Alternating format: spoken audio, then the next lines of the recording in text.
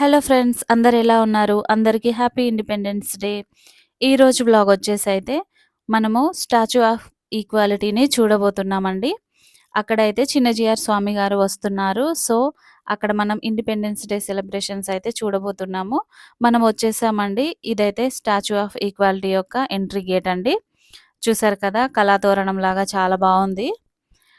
లోపల కూడా ఇంకా చాలా చాలా బావుంటుందండి. ఈ వీడియో స్కిప్ చేయకుండా చూడండి. చాలా ఇన్ఫర్మేటివ్‌గా ఉండబోతుంది. మనం ఇక్కడికి ఎలా చేరుకోవాలి? అవైలబిలిటీస్ ఉన్నాయి? ఎంత ఖర్చొస్తుంది?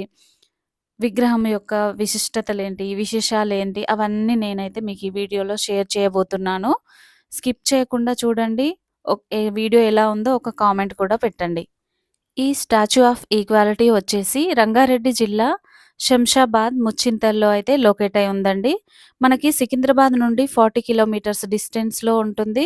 మళ్ళీ 1 ½ అవర్ జర్నీ పడుతుంది. మనకి ఎంజీబీఎస్ నుండయితే బసెస్ అవైలబుల్‌గా ఉంటాయండి. డైరెక్ట్ స్టాచ్యూ ముందయితే దించేస్తారు. చూస్తున్నారు కదండీ! మనం ఇక్కడికి చేరుకునే వరకైతే చిన్నజీఆర్ స్వామివారి ప్రసంగం అయితే అయిపోయింది. స్వాములందరూ అయితే లేచి వెళ్ళిపోతున్నారండి. మనమైతే చిన్నజీయర్ స్వామి ప్రసంగం అయితే మిస్ అయిపోయామండి. సారీ అందరికి. 8:30కే ప్రోగ్రాము ఉండే. మేము లేట్ అయిపోయాము. సో, నేను కవర్ చేయలేకపోయాను. ఈరోజు వాతావరణం అయితే వచ్చేసి చాలా బావుందండి. చల్ల చల్లగా. వర్షంగా లేదు, మళ్ళీ ఎండగాను లేదు. చాలా బావుంది. చూడండి ఈ వాతావరణంలో ఇదంతా చూస్తుంటే ఈ ఆర్కిటెక్చర్ ఎంత బావుందో కదా! మనమైతే ఇక్కడికొచ్చేసి టికెట్స్ ఎలా తీసుకోవాలి? ఎంత చార్జ్ చేస్తున్నారు? అవన్నీ అయితే చూద్దామండి. ఇప్పుడు మనం వచ్చేసాము టికెట్ కౌంటర్ దగ్గరికి. ఇక్కడ చూస్తున్నారు కదండీ! ఈ బోర్డు. ఇందులో అయితే మనకు కావాల్సిన ఇన్ఫర్మేషన్ అయితే అంతా ఉందండి. దేనికి ఎంత చార్జ్ చేస్తున్నారు? ఏదేది తీసుకువెళ్ళకూడదు లోపలికని చెప్పేసి. మనమైతే ఇప్పుడు టికెట్ కౌంటర్‌లోకైతే ఎంటర్ అయిపోతున్నాము. ఇక్కడైతే టికెట్స్ ఎవరికి వారే తీసుకోవాలండి. మనకి ఏటీఎమ్స్ మెషిన్స్ లాగా టికెట్ మెషిన్స్ ఉన్నాయండి. ఎవరికి వారే తీసుకోవచ్చు. క్యూలో నిలబడి ఇబ్బంది పడాల్సిన పని లేదు. చూడండి టికెట్స్ ఇందులో ఎలా బుక్ చేసుకోవాలో నేనైతే మీకిప్పుడు చూపిస్తానండి.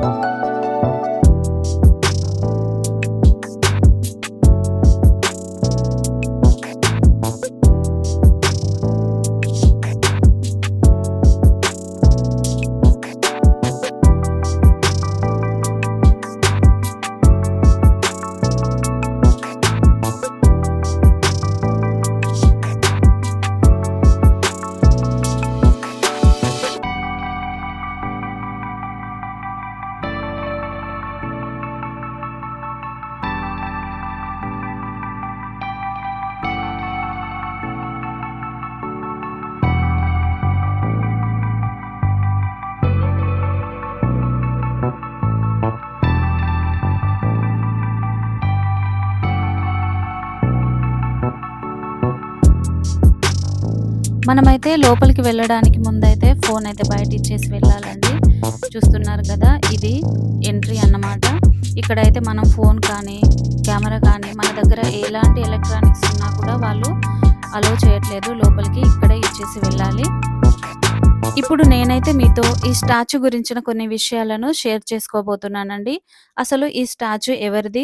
దీన్ని ఎవరు నిర్మించారు? ఎందుకు నిర్మించారు? అసలు ఆ స్టాచ్యూ ఎలా ఉంది?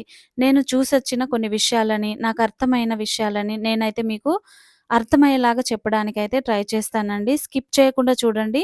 వీడియో చాలా బావుంటుంది. ఈ స్టాచ్యూ వచ్చేసైతే శ్రీ శ్రీ శ్రీ రామానుజాచార్యుల వారిదండి. అసలాయన ఎవరని చూసుకుంటే, రామానుజాచారుల వారైతే తమిళనాడులో పెరంబదూరులో పుట్టారండి. 1017వ సంవత్సరంలో పుట్టారు.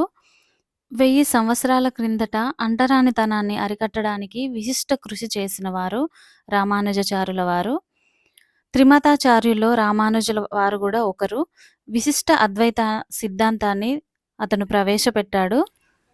ప్రతి ప్రాణి దేవుని సంతానమే అయినప్పుడు హరిజన, గిరిజన తేడా లేకుండా మానవులంతా దేవుని కుటుంబంలోని వారే, సహోదరులే. ఆ దేవుని దర్శించి తరించే అధికారం అందరికీ ఉంది అంటూ సాధికారికంగా హరిజనులకు ఆలయ ప్రవేశం కలిగించిన గొప్ప వ్యక్తి. అందుకే దాన్ని బేస్ చేసుకొని రామానుజాచార్యుల వారి స్టాచ్యూకి 'స్టాచ్యూ ఆఫ్ ఈక్వాలిటీ' అని పేరు పెట్టారు. ఆ గురువుగారు అవతరించి 2016 నాటికి 1000 సంవత్సరాలు పూర్తవుతున్న సందర్భంగా కృతజ్ఞతగా వెయ్యేండ్ల పండుగ తలపెట్టి 216 అడుగుల ఎత్తు లోహపు విగ్రహాన్ని నిర్మించడానికి చిన్నజీఆర్ స్వామివారు తలపెట్టారు. ఈ వెయ్యేండ్ల పండుగ వేడుకను సహస్రాబ్ది వేడుకలుగా నిర్వహించి, ఈ విగ్రహాన్ని మన ప్రధానమంత్రి మోడీ గారి చేతుల మీదుగా 2022 ఫిబ్రవరి 5వ తారీఖున ఆవిష్కరించారు. ఈ విగ్రహాన్ని పంచలోహాలతో 216 అడుగుల ఎత్తులో చైనాలో చేయించారట. దీని నిర్మాణానికి వచ్చిన ఖర్చు అక్షరాల 130,00,00,000. ఇది జస్ట్ స్టాచ్యూకు మాత్రమేనంట. ఈ మొత్తం ప్రాజెక్ట్‌కి కలిపి 1000,00,00,000 అయిందని చెప్తున్నారు. ఈ విగ్రహం క్రింది భాగం భద్రవేది అనే వేదిక భాగంలో రామానుజుల వారి 120 కేజీల బంగారు విగ్రహం ఉంది. రామానుజాచార్యుల వారు 120 సంవత్సరాలు జీవించారంట. సో, 120 కేజీల బంగారంతో ఈ విగ్రహాన్ని చేశారు. చూడ్డానికి నిజంగా చాలా బావుంది. 2 కళ్ళు చాలట్లేవు. ఈ బంగారం కానీ, ఈ మొత్తం ప్రాజెక్ట్‌కైన డబ్బంతా భక్తులు విరాళాలుగా ఇచ్చిందేనంట. అదైతే అసలు గ్రేట్ కదా! ఎంత భక్తి అసలు అతనంటే. ఇవి మాత్రం కాకుండా లోపల 108 దేవాలయాలున్నాయి. 108 దేవాలయాల్లో కూడా ఉన్న మూర్తులకి ప్రాణప్రతిష్ఠ జరిగింది. ఆ మూర్తులకి కూడా బంగారు ఆభరణాలే ఉన్నాయి. అవి కూడా ప్రతి ఒక్కరు విరాళంగా ఇచ్చిందేనంట. చూడండి అందరూ కలిసుంటే, అందరూ ఒక్కొక్క చెయ్యి వేస్తే ఎంత పెద్ద అద్భుతాన్ని సృష్టించవచ్చో అనిపిచ్చింది ఇది చూసాక. ఇక్కడ ఇవి మాత్రమే కాకుండా ఆడిటోరియం ఉంది. మ్యూజికల్ ఫౌంటైన్ ఉంది. ఈవినింగ్ టైమ్ అయితే లైట్స్‌తో ఇంకా సూపర్‌గా ఉంటుంది. తప్పకుండా ఫ్యామిలీతో మిస్ అవ్వకుండా విజిట్ చేయండి. ఇప్పుడు మీరు చూస్తున్నారు కదా! ఇది వచ్చేసి ఎగ్జిట్ అండి. మనము ఎంట్రీలో ఇచ్చిన ఫోన్స్ అవి మనం ఇక్కడ పిక్ చేసుకోవచ్చు. నెక్స్ట్ వచ్చేసి ఇది ప్రసాదం కౌంటర్ అండి. ఇప్పుడు మీరు చూసేది. ఇక్కడ పిల్లలు ఆడుకోవడానికి కూడా వెహికల్స్ అవి ఉన్నాయి. మనము ప్రసాదము ఇట్లా డైరెక్ట్‌గా ఇక్కడ ఎగ్జిట్ అయిన తర్వాత తీసుకోవచ్చు. లేదంటే మనం టికెట్ బుక్ చేసుకున్నప్పుడు అప్పుడు మిషన్‌లో బుక్ చేసుకోవచ్చు. అట్లా కూడా తీసుకోవచ్చు. ఇక్కడ మనం ఇట్లా డైరెక్ట్ కూడా తీసుకోవచ్చు. ప్రసాదం మేమైతే లడ్డు తీసుకున్నామండి. చాలా బావుంది. చాలా మంచి టేస్ట్. ఫుడ్ అయితే లోపలికి అలో చేయరండి. పిల్లల కోసం మనం ఏమన్నా ఫుడ్ తెచ్చుకుంటే ఇక్కడ ప్రసాదం కౌంటర్‌లో తినిపిచ్చేయొచ్చు. లేదంటే బయట గాని తినిపిచ్చేయొచ్చు. చెప్పడం మర్చిపోయానండి. ఎవరైనా పెద్దవాళ్ళు వస్తూ ఉంటే లోపల 108 దేవాలయాలు అవన్నీ ఉన్నాయి కదా! అన్నీ దర్శించుకోవాలంటే నడవడం చాలా కష్టం కాబట్టి మనము వీల్ చైర్ బుక్ చేసుకోవచ్చు. వీల్ చైర్ బుక్ చేసుకుంటే మనం ఈజీగా వాళ్ళని తిప్పొచ్చండి. ఇదొచ్చేసి ఆడిటోరియం. ఈరోజు ప్రసంగం అదంతా గూడా ఇక్కడే జరిగింది. చిన్నజీఆర్ స్వామి వారి ప్రసంగాన్నయితే మేము మిస్ అయిపోయాము. మేము చాలా బ్యాడ్ లక్. మీకు చూపించాలని నేను చాలా ఆశతో ఉన్నా కానీ మిస్ అయిపోయాను. ఫ్లాగ్ హోస్టింగ్ గూడా జరిగిపోయింది. మేము వచ్చే వరకే.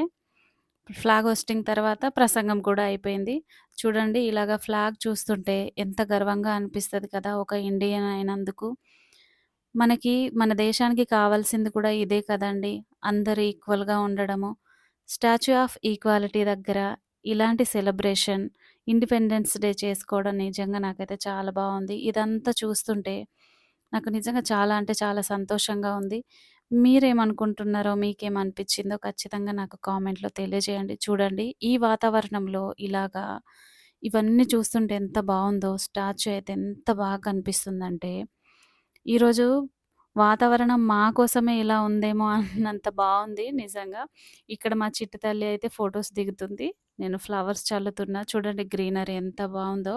ఏ పార్క్‌లోను గూడా నేను ఇంత గ్రీనరీ ఇంత బాగా మెయింటైన్ చేయడం చూడలేదు. ఒక్క చెట్టు గూడా కొంచెం వాడిపోయినట్టు లేదు. అంత బావుంది. మంచిగా మెయింటైన్ చేస్తున్నారు. మళ్ళీ కొత్తది గూడా కదా! సో, చాలా బ్యూటిఫుల్‌గా ఉంది చూడడానికి. మనం ఎంట్రీలో వచ్చినప్పుడు కూడా ఎంత మంచి చెట్లు చూసాం. చాలా అంటే చాలా బావున్నాయి కదా! అవి కూడా. ఇక్కడైతే మా చిట్టి తల్లి వచ్చేసి మళ్ళీ ఫోటోస్, నేను ఫ్లవర్స్ చల్లడము, తను ప్రసాదం తింటూ ఫోటోస్ దిగడము. ఇది మా పని ఇక్కడ. మీ ఇంట్లో ఉన్న పెద్దవాళ్ళని, పిల్లల్ని తప్పకుండా తీసుకెళ్ళి చూపించండి. పెద్దవాళ్ళు దేవుళ్ళని దర్శించుకుంటే ఎంత ప్రశాంతంగా ఫీల్ అవుతాం కదండీ! పెద్దవాళ్ళకి ప్రశాంతత, చిన్న పిల్లలకి కల్చర్ నేర్చుకోవడానికి, చూడడానికి ఉన్న ఒక ఛాన్స్ దొరుకుతుంది. ఇదైతే వచ్చేసి పార్కింగ్ ప్లేస్ అండి. రిటర్న్ అయిపోవడానికైతే పార్కింగ్ ప్లేస్‌కొచ్చేసామండి. ఇప్పుడైతే మేము రిటర్న్ అయిపోతున్నాము ఇంటికి. ఇదండి ఈరోజు వీడియో వచ్చేసి. మీకు నా వీడియోస్ అయితే నచ్చుతున్నాయి అనుకుంటున్నా. మీరు వీడియో చూసిన వాళ్ళు తప్పకుండా సబ్స్క్రైబ్ చేయండి. మీరు సబ్స్క్రైబ్ చేస్తే నాకింకా సపోర్ట్ ఇచ్చినట్టు అవుతుంది. నేనైతే ఈ వీడియో చేయడానికి చాలా దూరం ట్రావెల్ చేసి పాపతో చాలా ఇబ్బంది పడే చేశానండి. మీరు దయచేసి నాకు సపోర్ట్ చేస్తే నేనింకా కొత్త ఉత్సాహంతో నేను మీకు మళ్ళీ కొత్త కొత్త వీడియోలు చేసి చూపిస్తానండి. ఈ బస్ నంబర్ అయితే నోట్ చేసుకోండి. ఇదైతే డైరెక్ట్ స్టాచ్యూ దగ్గరికి తెచ్చి దించుతుందండి. చూడండి నోట్ చేసుకోండి. ఎవరైనా పిల్లలతో, ఫ్యామిలీతో ప్లాన్ చేసే వాళ్ళకి నా వీడియోస్‌ని షేర్ చేయండి. వాళ్ళకు తప్పకుండా యూజ్ అవుతాయి. Once again happy independence day. జై Bharat Mata. Bye. Thank you for watching.